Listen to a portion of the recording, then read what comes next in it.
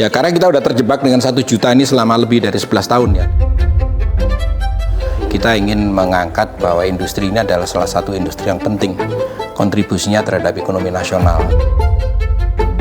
Nah kita lihat itu keseimbangan nanti seperti apa. Kita optimis tapi juga realistis, diperkirakan 850. Syukur-syukur kalau bisa lebih dari itu.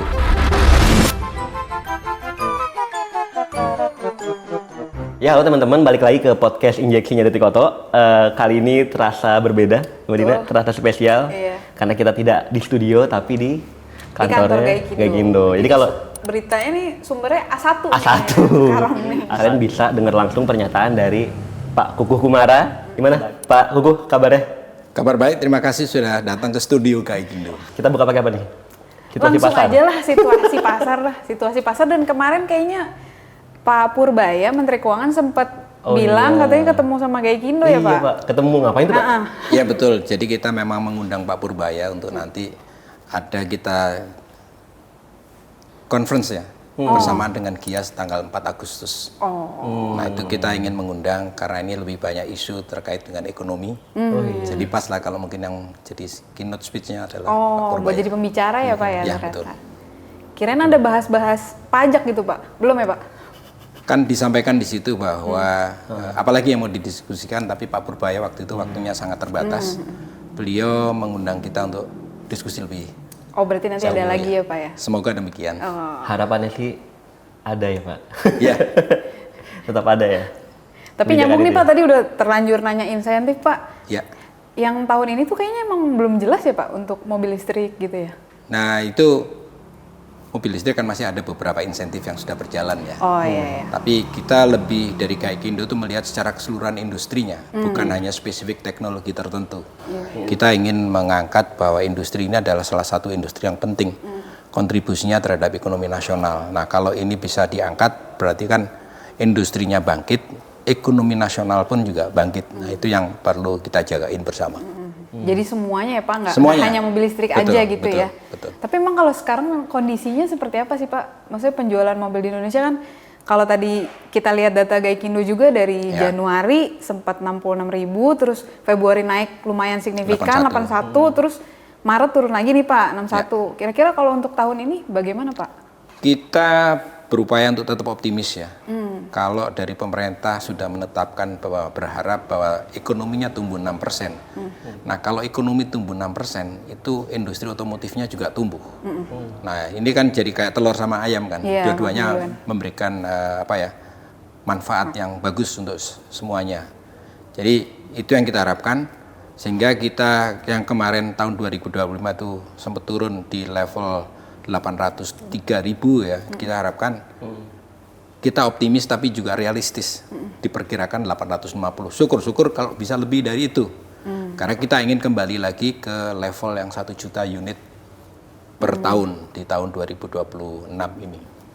Berarti dulu 1 juta tuh terasa rendah, sekarang malah kita ingin kembali lagi ya ke 1 juta. Betul. Ya karena kita udah terjebak dengan 1 juta ini selama lebih dari 11 tahun ya. Dari 2013 itu kan 1 juta aja. Padahal potensi kita bisa lebih dari 1 juta. Keluar dari 1 juta bukannya naik malah turun ya Pak sekarang ya? Iya. Kondisinya begitu ya Pak? Iya. Pak, tapi kalau kita lihat kan harga BBM tuh ya masih belum pasti gitu. Sementara insentif mobil listrik juga sampai hari ini juga belum jelas kan Pak kelanjutannya bagaimana. Apa Pak yang Bapak baca Pak soal situasi sekarang? Apakah ini akan mempersulit pasar otomotif gitu Pak tahun ini Pak? Karena ya mobil kan tadi bensin nggak jelas, insentif EV juga belum ada, jadi bingung. Gimana nggak jelasnya harganya kan masih terpampang jelas di situ. Oh iya sih. Jadi harus beli kita Tapi kan nikmatnya ada yang ada. Was-was, Pak. Kenaikan gitu Pak? Was-wasnya jangan terlalu banyak. Gitu. Kalau itu yang kita hadapi, adanya seperti itu kita hadapi. Punya teknologi apa ya? Kalau misalnya harganya naik kan ada juga alternatif. Kita sudah mengembangkan masalahnya ada etanol, kan ada E5, kemudian ada lagi biodiesel yang direncanakan menjadi B50. Kemudian dari teknologi yang diperkenalkan juga ada dari konvensional ada, kemudian ada lagi hybrid, ada plug-in hybrid, ada electric vehicle. Alternatifnya ada. Jadi udah siap sebenarnya Pak ya? Di Indonesia Ya, juga tinggal udah konsisten siap gitu. saja. Ya. Pak, sederhana Pak, kenapa sih Pak penjualan mobil di Indonesia tuh terus turun Pak? Terus turun. Sederhana Pak? Ya, mobil itu kebutuhan sekarang. Nah, memang turun itu karena dari survei ataupun kajian yang dilakukan oleh Gaikindo bersama dengan LPM UI, itu memang ada dua hal yang sangat berperan di sana. Pertama adalah harga mobilnya naiknya itu sekitar 7% per tahun. Sementara masyarakat kelas menengah itu pendapatannya naiknya 3%-an, 3,5%. Jadi itu gapnya makin nggak seimbang, makin jauh. Itu yang menyebabkan penjualan kita juga tertekan. Nah, itu yang diusahakan apa yang bisa dilakukan agar kemudian masyarakat juga mampu membeli kendaraan. Karena itu juga sebuah kebutuhan primer sekarang. Transportasi itu bukan sebuah kemewahan. Pak, tapi waktu itu Bapak pernah nyinggung soal pajak nih Pak ya? Iya, Pak. Kan katanya, dan bukan Bapak aja nih Pak, sebenarnya udah ada beberapa pihak yang ngomong kalau pajak mobil di Indonesia tuh ketinggian gitu. Jadi orang juga jadi malas beli mobil, apa itu mempengaruhi juga? Mikir kan? Oh, jadi mikir. Apa itu jadi ngaruh untuk penjualan mobil jadinya cenderung stuck? Berpengaruh. Jadi kalau kita lihat di ASEAN ya, Indonesia itu adalah pasar terbesar di ASEAN untuk kendaraan bermotor roda 4 atau lebih ya. Kita penduduknya 280 juta, itu mungkin hampir setengahnya penduduk ASEAN yang sekitar 600 jutaan ya. 600 jutaan penduduk ASEAN, 280-nya ada di Indonesia. Artinya itu adalah pasar terbesar. Kalau kita lihat lagi, sering saya sampaikan, mungkin sampai bosan saya ngomong rasionya masih 99. Saya sampai nggak nyaman kalau selalu bicara 99 mobil per 1.000 penduduk. Kita hitung lagi dengan teman-teman di Gaikindo, memang masih seperti itu gitu kan. Artinya itu potensi, tapi potensi itu tidak akan terwujud menjadi suatu kenyataan kalau daya belinya nggak ada. Nah, ini yang harus diberdayakan adalah masyarakat itu mempunyai kemampuan untuk membeli. Seperti halnya yang dilakukan pada tahun 2013. 2013 itu ada program yang diluncurkan oleh pemerintah, LCGC, Low Cost Green Car atau KBA2. Itu berhasil mengajak masyarakat yang semula menggunakan roda 2 menjadi roda 4. Karena apa? Kendaraannya harganya terjangkau. Dan kemudian kendaraan itu juga dituntut untuk menggunakan TKDN yang cukup tinggi, menggunakan komponen-komponen lokal. Ini kan menggerakkan ekonominya nasional. Kemudian juga ada persyaratan baru lagi adalah, bukan baru ya, salah satu syaratnya adalah fuel consumption-nya atau penggunaan bahan bakar harus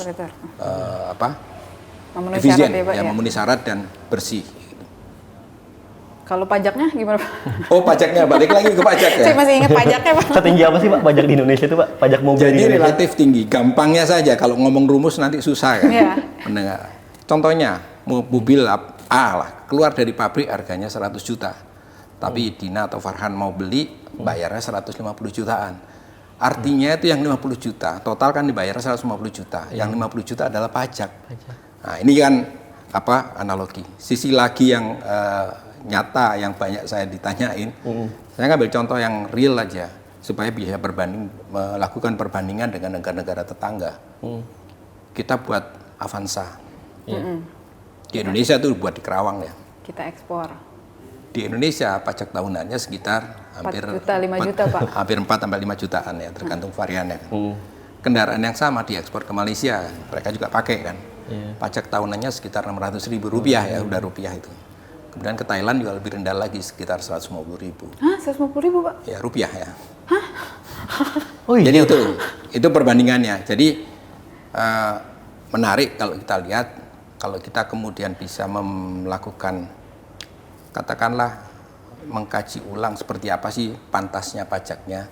Nah, kalau pajaknya itu relatif rendah, membuat harga ataupun harga mobil itu terjangkau oleh masyarakat lebih banyak, kan industrinya tumbuh. Nah, kalau industrinya tumbuh itu kan turunannya banyak. Ekosistem industri kendaraan bermotor itu besar sekali. Saat ini ada sekitar 1,5 juta orang yang bekerja di situ. Tambah mobil, bengkel juga tambah, supplier juga tambah, itu kan lapangan kerja. Kalau makin banyak orang yang bekerja di pekerjaan yang formal dan bergaji tetap, itu kan mereka juga bayar pajak kan. Ujung-ujungnya pajaknya jangan khawatir lah, masuk lagi lah. Jadi jangan karena mobil itu dianggap barang mewah, terus dipajakin terus di situ. Ini ibarat kayak orang berburu binatang di kebun binatang itu kan jadinya. Kira-kira gitu. Tapi idealnya kalau dari Gaikindo gitu Pak, berapa sih Pak pajak tuh supaya tidak memberatkan konsumen dan juga sebenarnya balik lagi gitu? Buat Kita udah industri. melakukan perbandingan ya di ASEAN aja. Tinggal kita pilih yang mana. Tapi sebaiknya kita lakukan kajian yang ilmiah. Jadi berdasarkan data dan fakta yang kuat. Seperti apa? Itu ada kaitannya dengan pendapatan masyarakatnya, ya kan, kemudian juga fasilitas yang lainnya, kan, infrastrukturnya dan sebagainya. Kemudian pantasnya berapa? Kalau Indonesia saat ini GDP-nya mungkin kisaran 5.000 US dollar, Malaysia berapa, Thailand berapa, Filipina berapa, Vietnam berapa, kita bisa mungkin perbandingan. Nah, kalau saat ini itu dengan GDP 5.000 kita kan tentunya kalah dengan Malaysia. Tapi pajak di Malaysia lebih rendah malah gitu kan. Jadi itu yang kajian-kajian perlu kita lakukan supaya kita nggak egois, masyarakat juga merasakan manfaatnya, dan kembali lagi industri kita tumbuh, ekonominya juga tumbuh. Pak, Bapak kan selalu bilang komposisi pajak di Indonesia, pajak mobil di Indonesia itu 40% ya Pak, kalau nggak salah ya. Itu dari Kumpulannya, iya. kumpulannya ya. Iya. Buat perbandingan Pak, kalau negara-negara ASEAN itu berapa sih Pak komposisinya sebenarnya? Kayak Malaysia, Singapura gitu. Ada gambarannya Pak? Singapura sedikit beda ya, karena Dia ada relatif mahal. COE itu lebih ya? mahal ya. Ya, kalau Malaysia relatif lebih murah. Ya. Nanti mungkin bisa dilihat ya, ada datanya. Ujung-ujungnya secara keseluruhan itu kita yang lebih mahal. Berarti GDP mereka lebih tinggi, tapi Pajaknya komposisi pajaknya lebih rendah gitu. Iya, iya.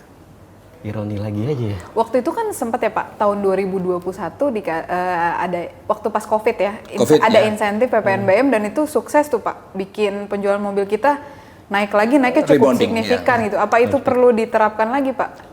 Konsepnya bisa dilakukan karena pada waktu itu kan pada waktu COVID ya, kita nggak boleh keluar, kita nggak boleh, mobilitasnya dibatasi ya, sehingga kemudian penjualan itu turun, yang biasanya di atas 1 juta turun menjadi tinggal 530 ribuan. 500.000. Nah itu lampu kuning ya, kalau dibiarkan terus itu bisa industrinya terpengaruh, tergerus. Satu yang pasti akan ada terjadi PHK. Kemudian yang kita nggak inginkan adalah kemudian adanya pabrik yang tutup. Karena kalau udah sekali tutup pabrik mobil itu nggak akan balik lagi sini. Padahal kan lapangan kerjanya banyak. Bukan di pabrik mobilnya saja, tapi kan ada pabrik-pabrik komponen. Nah, itu kan mata rantainya panjang. Nah, belajar dari kasus di pandemi itu, maka yang dilakukan adalah pemerintah mengeluarkan kebijakan yang namanya PPNBM DTP. Pajak pertambahan nilai barang mewah itu ditanggung oleh pemerintah DTP. Dampaknya adalah diimplementasi 1 Maret itu langsung penjualan meningkat di tahun 2021 ya. Dan itu ada kajiannya bahwa selama 3 bulan dilaksanakan. Ini kajiannya aja yang 3 bulan, tapi kebijakannya lebih dari setahun ya. Selama 3 bulan itu dilakukan kajian. Potensial loss karena PPNBM DTP itu sekitar 3 triliun. Loss-nya. Jadi karena nggak ditarik kan, jadi nol, itu sekitar 3 triliun lebih. Namun potensial gain-nya yang didapat dari penjualannya meningkat, kemudian lapangan kerjanya juga balik ya, semuanya berjalan, mata rantainya jalan. Itu potensial gain-nya itu sekitar 5 triliun selama 3 bulan. Jadi lebih banyak gain-nya ya Pak? Jadi gain-nya lebih banyak. Nah yang menjadi pertanyaan juga ya, belajar dari situ. Mobil ini masih dianggap barang mewah, makanya dikenakan PPNBM. Pajak pertambahan nilai barang mewah. Ada memang mobil mewah, mobil yang harganya di atas 1 miliar misalnya, itu punya kemewahan. Udah harganya 1 miliar, penumpangnya cuma 2 misalnya kan. Tapi mobil yang banyak dibeli oleh masyarakat kita dari datanya Gaikindo itu adalah sekitar 70-80% masyarakat kita tuh beli mobil yang harganya di bawah 300 juta. Oke, ada yang di bawah 400 juta, range-nya di situlah. Nah, mobil-mobil itu bukan lagi sebuah kemewahan, tapi masyarakat itu beli untuk keperluan yang sangat urgent ya, untuk bekerja. Bahkan untuk mencari uang, untuk nge-grab misalnya. Jadi taksi online ya Pak? Taksi online. Jadi pertanyaan saya adalah di mana kemewahannya, makanya dia dikenakan PPNBM. Jadi sudah selayaknya kita kaji ulang lagi. Soal PPNBM.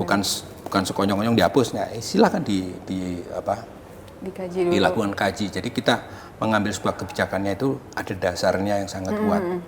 Nah, dasarnya tadi kan masyarakat itu perlu kendaraan. Karena apa? Secara nasional public transportation kita kan belum terlalu memadai kan. Kita lihat kalau pagi itu kan wirawiri orang nganterin anak sekolah naik motor. Nah kalau yang lebih baik lagi naik mobil kan. Kemudian ada lagi dipakai untuk nge-grab tadi kan, itu mencari apa ya, sebagai nafkah lah gitu kan. Jadi jangan dianggap barang mewah. Tapi yang mewah silahkan aja. Jadi dibikin kategori gitu ya Pak ya? Bikin kategori, seperti Malaysia itu kalau nggak salah mobil mewah ada, pajaknya luar biasa tingginya, nggak apa-apa. Kita juga bisa melakukan itu, tapi jangan dipukul rata semua mobil itu dianggap barang mewah. Kalau kita balik lagi di Indonesia pernah punya pengalaman itu dan sekarang masih berjalan itu ada. Mungkin 30-40 tahun yang lalu TV, kulkas itu barang mewah, kena pajak.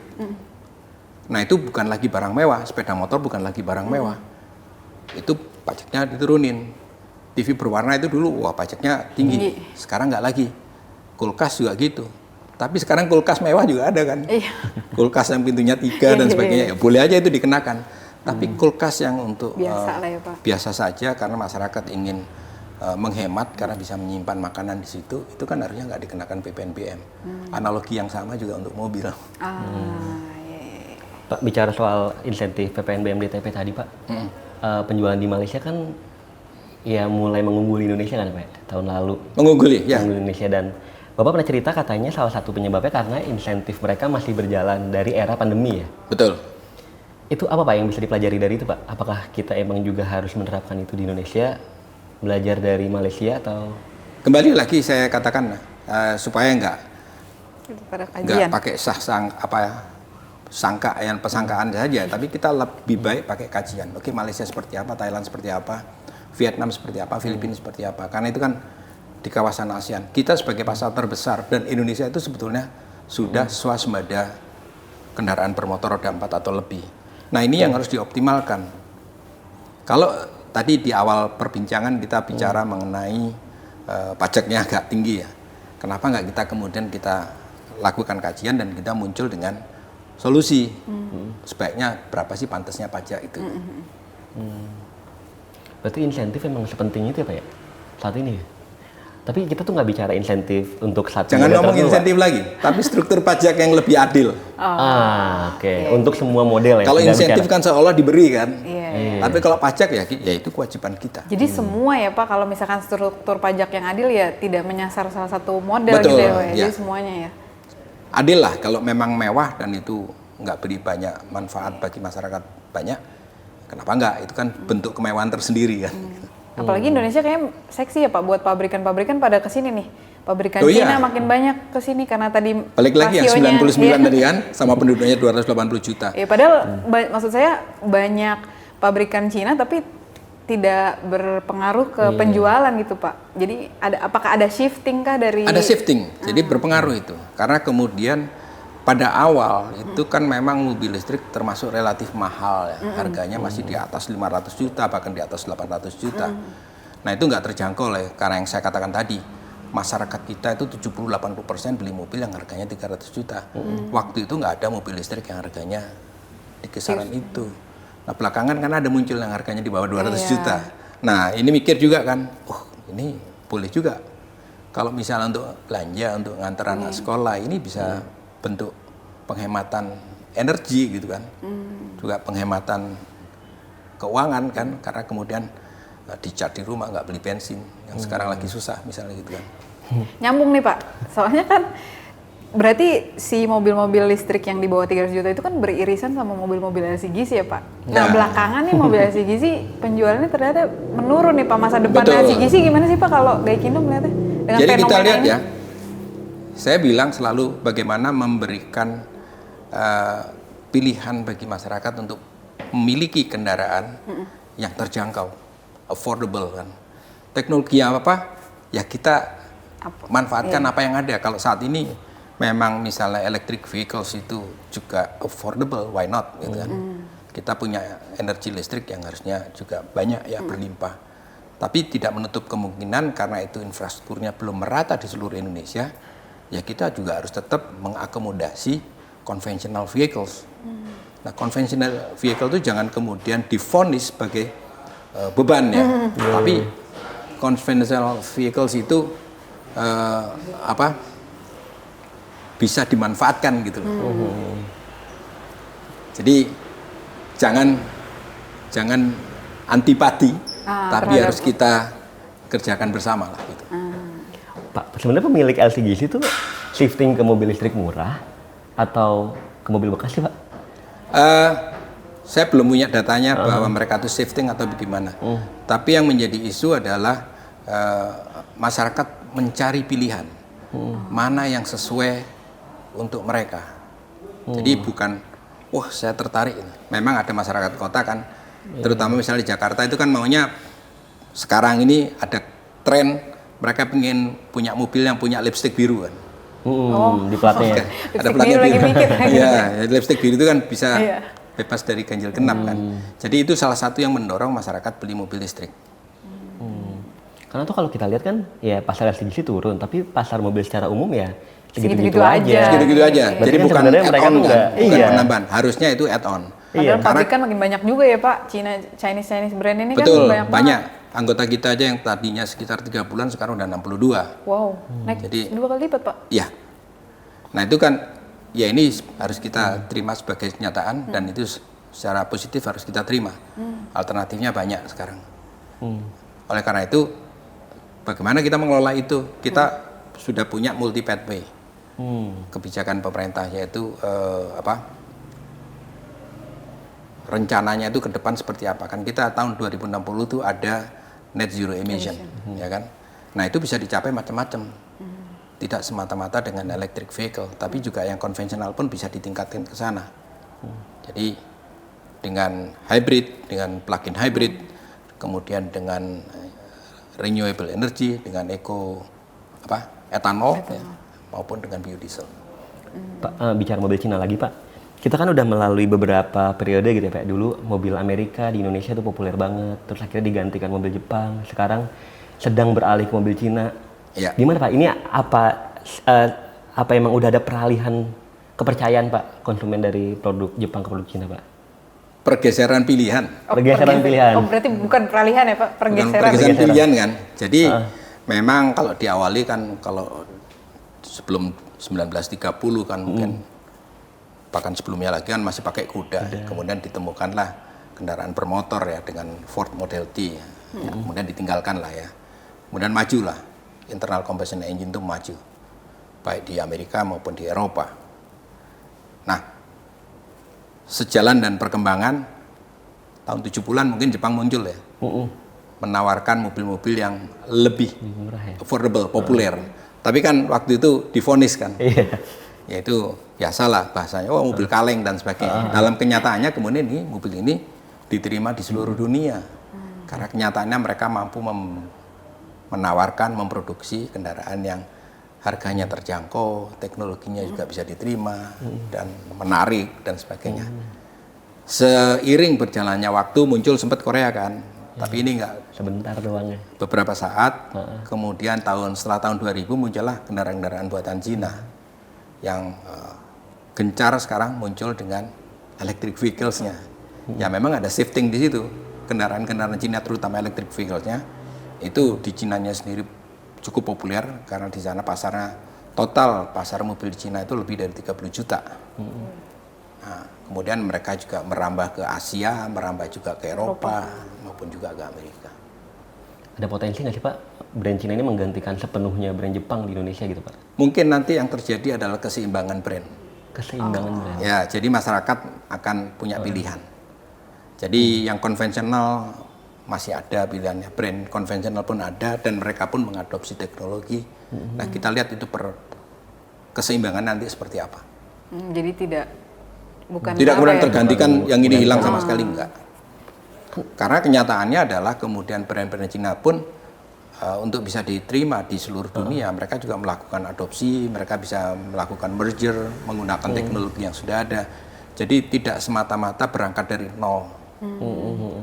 Jadi ada kolaborasinya, teknologinya kan. Dan sebagainya. Sekarang kan brand Cina tuh banyak banget ya Pak ya? Ada Banyak. ratusan ya kalau nggak salah ya? Ya itu menarik. Kalau Gimana, bicara itu kan di awal tahun 2018, 2017-an saat kemudian mereka naik ya, swing. Itu kan kurang lebih ada 500-an Di brand Cinanya ya, Pak? di Cinanya ya. Dan itu merambah kemana-mana. Nah, seiring berjalannya waktu, kalau sekarang kalau nggak salah saya dapat informasi sudah tinggal 300-an lah ya, 300-an brand. Karena ada yang gabung, ada yang tumbang dan sebagainya.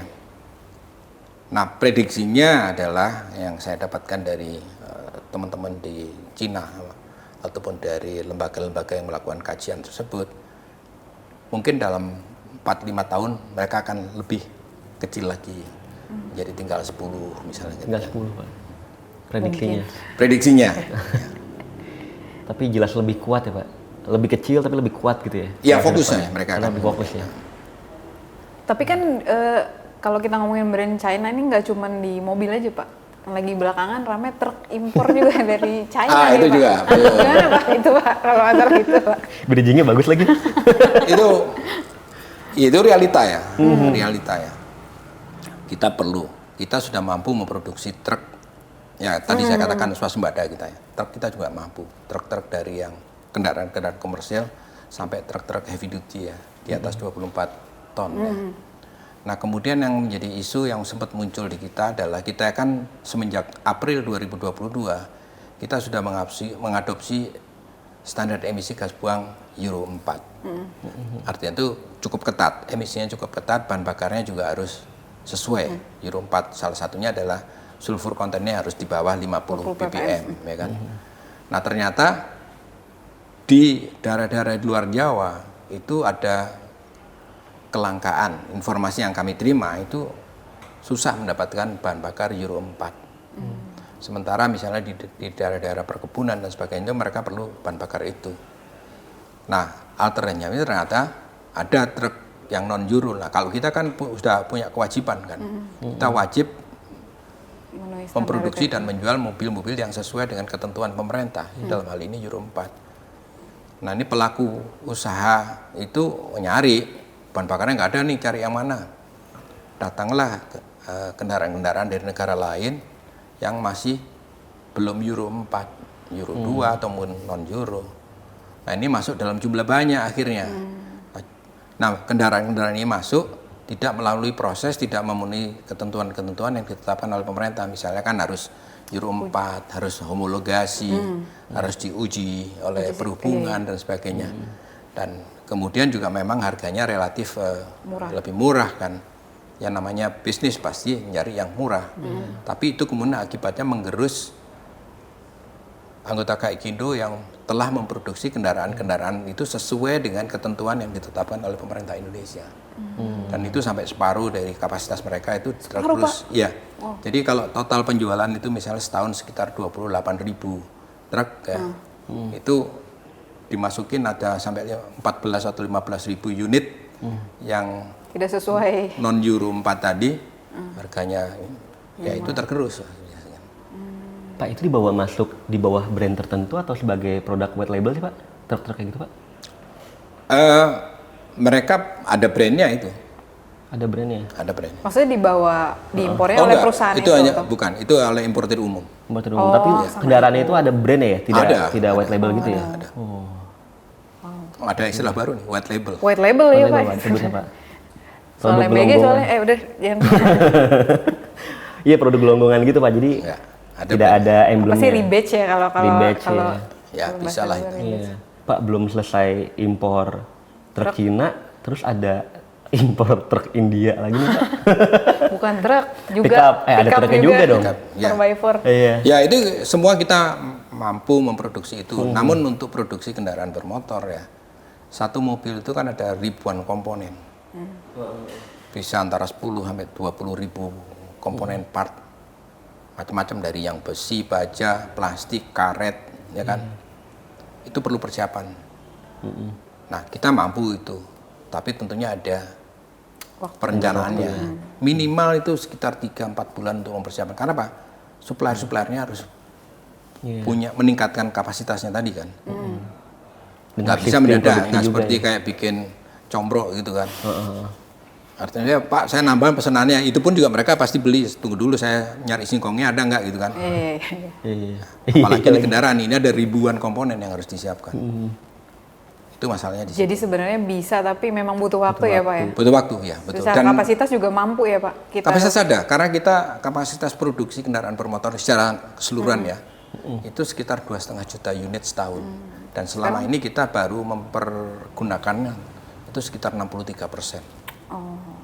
Jadi masih punya kapasitas Masih ada memproduksinya space-nya ya, masih ada space itu. Tapi kan ada pernyataan juga soal Mahindra yang ada rencana untuk bangun pabrik ya, Mbak? Udah dengar belum Udah Pak? ada Belum. komunikasi belum, Mbak? Belum ya? Belum. Katanya mereka akan buat 2028 atau 2027? 2028 deh kalau nggak salah. Ya kita senang aja, jadi pemainnya banyak kan. Ya, itu kan berarti lapangan kerja ya.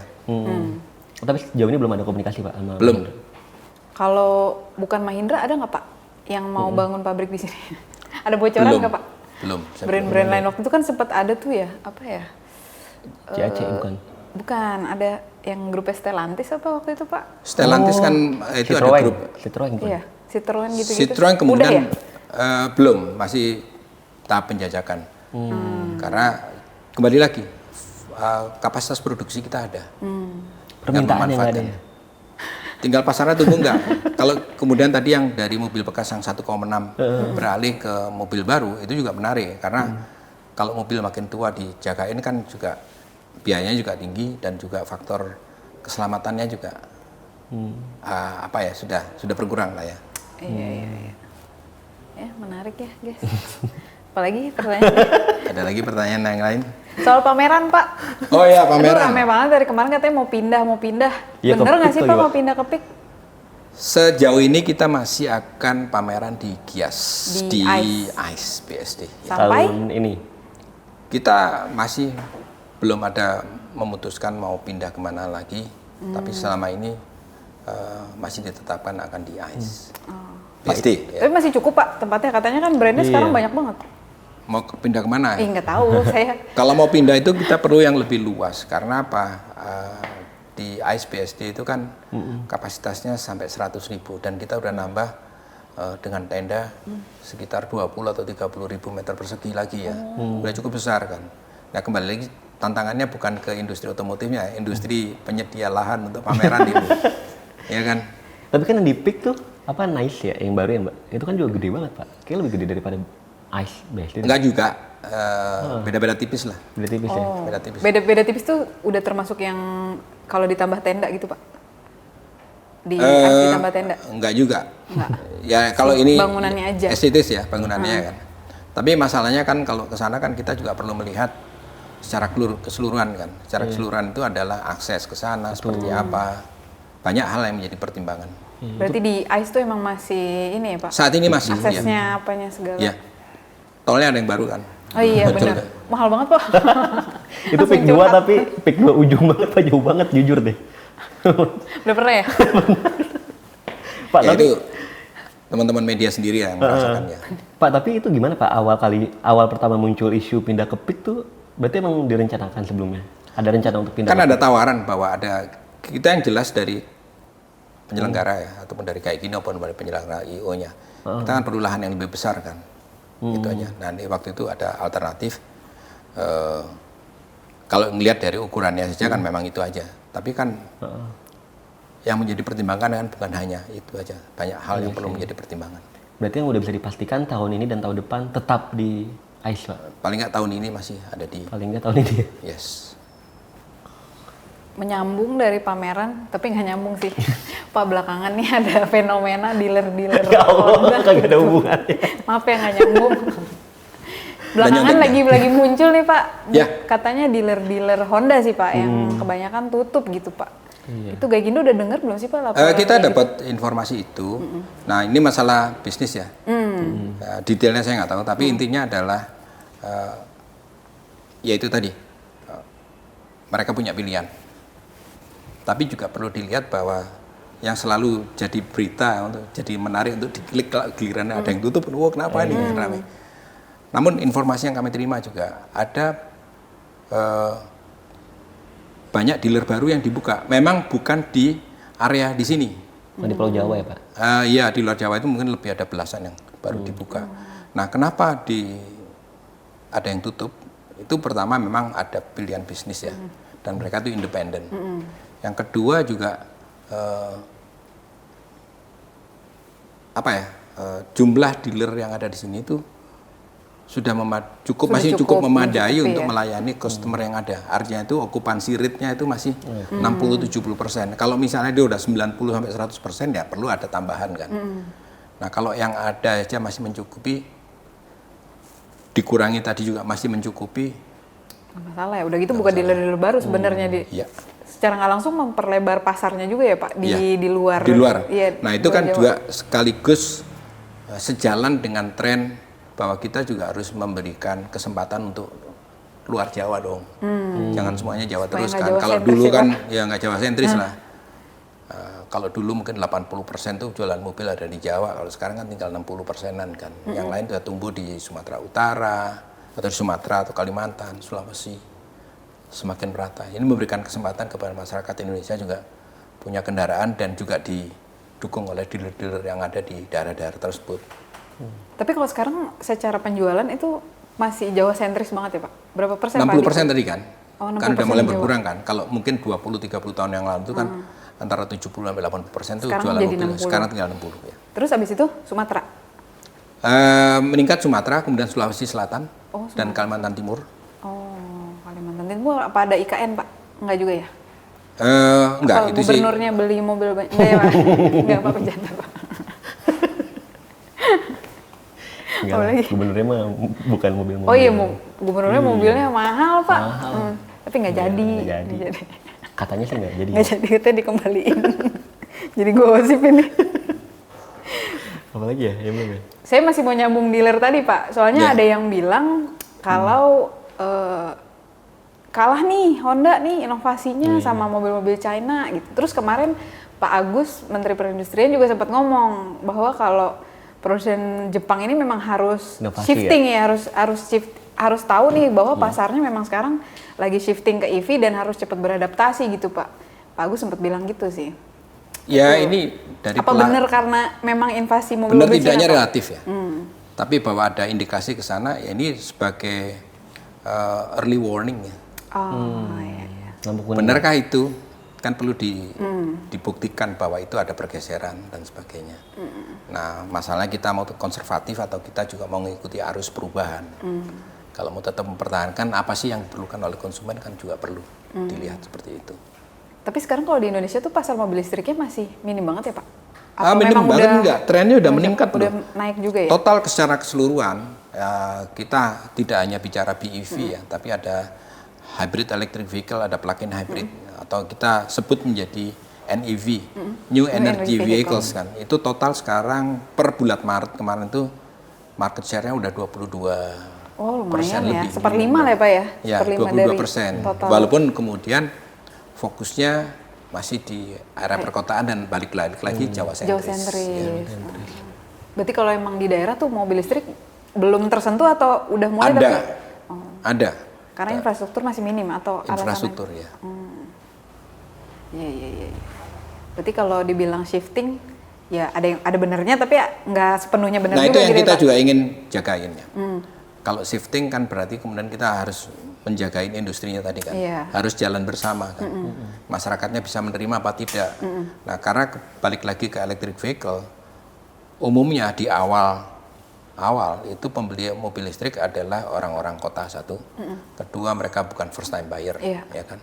Kemudian mereka punya concern mengenai resale value. Nah itu ya. Yang keempat mungkin adalah untuk menghindarin ganjil genap. Nah, Gitu. nyambung ke resale value, Pak. Ya. Kan mobil-mobil Jepang memang terkenal dengan resale value-nya yang masih Tinggi, bagus ya, Pak ya. ya. Mobil Cina katanya masih kurang gitu, Pak. Apa gimana, Karena Pak? katanya pemain baru Oh, dong. iya. Tapi kalau per kualitas kan kurang lebih sama semua. Nah masalahnya kan kemudian yang datang dari mobil Cina kan electric vehicles. Nah electric vehicles tuh makin kesini usianya kan isunya dengan baterai. Baterai. Harga baterainya yang relatif mahal. Itu yang menjadi concern.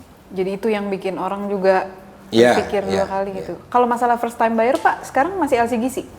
Atau mereka si first time buyer ini udah mulai ke mobil listrik yang di bawah 300 juta tadi? Iya seperti itu. Udah mulai, Pak? Udah mulai. Oh, ada datanya nggak Pak, berapa persen gitu? Nanti bisa dilihat di websitenya kayak gitu. Ntar ya ditunjukin. Saya nggak hafal. Tapi udah mulai ada shifting berarti ya Pak? Ada pilihan kan, kalau kita lihat kan misalnya kan kalau harganya harga LCGC tapi kemudian nggak perlu beli bensin, kan mereka mikir di situ.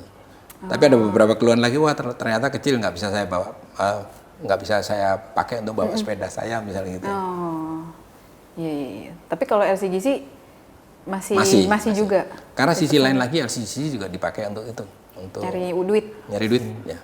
Tapi dikenain pajak ya Pak, 3% tapi. Padahal dulu enggak ya Pak? Dulu nggak. Ke depan LCGC gimana Pak?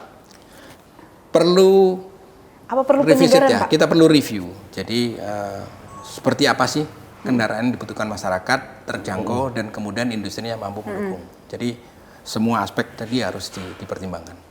Pak, atau karena LCGC udah mulai agak mahal nih harganya, butuh segmen lain yang di bawah LCGC baru Pak? Saya melihat pertanyaan itu, kita nggak melihatnya sebagai kemudian nurunin. Kalau itu kan seolah-olah memaksa orang beli harga murah yang kemudian feature-nya dikurangin. Enggak. Kita poinnya adalah affordable. Artinya itu mobilnya lebih bagus, tapi masyarakatnya daya belinya juga meningkat. Jangan kemudian mobilnya diturunin supaya masyarakatnya mampu beli, bukan. Jadi dua-duanya harus naik dong, harus naik kelas dong. Gitu. Masalah utamanya di daya beli juga soalnya. Daya beli, yang ya. lemah ya. Jadi mau mobil itu diturunin harganya berapapun, Kalau selagi daya daya belinya Nggak ada ya, ya, nggak ada gunanya. tetap nggak Dan ada yang kemudian beli. itu punya efek yang lain kan. Apakah kemudian faktor keselamatan jadi turun kan? Itu nggak iya. boleh dong. Iya. Tapi sejauh ini kalau kita bicara faktor keselamatan dan bicara fitur ya Pak, mobil Cina tuh emang banyak banget ya Pak fitur-fiturnya. Tuntutan zaman. Tuntutannya. Jadi orang juga mau nggak mau ya membandingkan Pak secara Udah zamannya nggak langsung. sentuh-sentuh gini kan masa masih Iya. pakai gini gitu kan. Gini Pak sekarang Pak. Tapi ini Pak, nggak semua orang terbiasa dengan Betul, itu juga Pak. betul, Ada yang Makanya- malah dimatiin katanya fitur-fitur. Makanya itu kembali lagi kan kesiapan konsumennya Konsumen, juga. ya. Pak, belum lama ini Pak Prabowo tuh bikin pernyataan yang menarik banget. Beliau pengen 2028 Indonesia tuh produksi Sedan besar-besaran. listrik besar-besaran. Dan produksi ini juga kendaraan listrik. Jadi nggak cuma mobil sih sebenarnya, ada motor, truk, bus, listrik gitu, mandiri gitu Pak. Ya. Kalau kita bicara soal sedan Pak, sebenarnya gimana sih Pak pasar sedan tuh? Masih menjanjikan nggak sih Pak? Ya memang dengan semakin baiknya infrastruktur orang lebih cenderung kalau bisa dapat sedan kan lebih nyamannya. Oh sebenarnya masih ada gitu Pak. Masih ada pasarnya untuk sedan. Tapi kan kemudian masyarakat ini kan maunya yang multipurpose itu masih melekat. Pergeserannya dari multipurpose menjadi MPV, MPV menjadi SUV kan, karena keluarga kecil. Jadi itu sih nggak masalah, karena platformnya kan bisa aja sama. Di atas bentuknya seperti sedan, tapi kemudian ground clearance-nya lebih tinggi dan sebagainya. Itu nggak masalah. Masalah ya. Karena kan sebenarnya market share mobil sedan tuh kalau nggak salah tahun lalu nggak nyampe 1% Pak, 0, sekian persen gitu. Ya karena pajak kan. Kecil banget. Emang pajaknya masih beda Pak, bukan berdasarkan emisi. Kalau sedan Masih ada. masih masuk maksudnya masih lebih besar gitu pajaknya. Saya perlu cek lagi, tapi kondisinya seperti itu. Mungkin produksi besar-besarnya juga untuk diekspor juga kali ya. Itu juga lebih baik kalau bisa diekspor. Tapi kan kalau diekspor itu kan pasar sedan itu umumnya ke Australia ya. Tapi itu high level sedan ya. Beda dengan sedan kita relatif kecil kan. Iya. Kalau sedan yang diekspor pasti persyaratannya lebih tinggi. Kemudian kapasitas engine-nya juga lebih tinggi dan sebagainya. Nyambung ekspor Pak. Ekspor kita Lupa. kinerjanya gimana Pak? Ekspor kita kinerjanya cukup bagus. Jadi ke tahun lalu 2020 itu all time high. Jadi 518.000 ekspor kita. Udah 1,5 juta ya Pak? 0,5 juta di saat jualan dalam Iya, nolong banget ya. Iya. Ya, itu menolong ya. Menolong Nah, pabrikan kita inginnya dalam negerinya bisa sampai 2 juta, ekspornya 1 juta harusnya. Oh targetnya masih 1 juta ya Pak. Tahun ini gimana Pak? Possible nggak? Tahun Possible ini naik atau? Kita harapkan naik, tapi kita benchmarknya di 850. Oh 800. Ya, 850. Kalau dilewatin kan syukur. 850 tuh domestik. Domestik ya. Oh kalau ekspornya targetnya? Ekspornya kita harap mungkin ekspornya akan sedikit menurun ya, karena ada geopolitik di Timur Tengah, karena sekitar 20 ribuan ya, 20 ribu, 30 ribu itu kita ekspor ke Timur Tengah. Oh berarti Dan itu kondisi itu ngaruh ya Pak geopolitik ini? Berpengaruh, dan kita sedang cari pasar-pasar baru, misalnya di Amlatkar ya, Amerika Latin dan Karibia, Amerika Selatan. Oh. Sudah berdampak atau akan Diperkirakan akan berdampak. Oh, tapi Diperkirakan. sekarang belum nih Pak, masih Belum kelihatan, masih kemarin 3 bulan tuh masih masih di aman. level 40 ribuan Oh, per bulan. itu masih normal 40 ribu. Masih normal ya. Top 10. Nanti minta ya Pak datanya. Top Boleh. 10 negara yang impor Tujuan- mobil dari Indonesia ya. negara Tujuan ekspor kita nomor 1 adalah Filipina, Filipina, nomor 2 itu Vietnam, nomor 3 itu Meksiko. Meksiko. Jauh ya. Ya. Keempat saya nggak ingat Timur Tengah atau mana. Nah, yang menarik itu Meksiko karena apa? Meksiko itu kan industri otomotifnya produksinya 3 juta, lebih besar dari kita. Tapi ternyata mengimpor Dari Indonesia. MPV dari Indonesia karena mungkin size-nya cocok dan Di sana. kurang lebih gaya hidupnya orang Meksiko sama lah dengan Indonesia. Karakternya sama Pak. Maksudnya Deket-deket lah. mobil-mobil yang laris di Betul. sana. Betul. Apa Pak? Tahu nggak Pak modelnya? Brandnya aja yang saya tahu itu ada Toyota, ada Hyundai, ada Oh, Hyundai. Honda sama saya lupa satu lagi. Terus saya cari deh Pak di Gaikindo Cari, ada silakan. apa? Ada.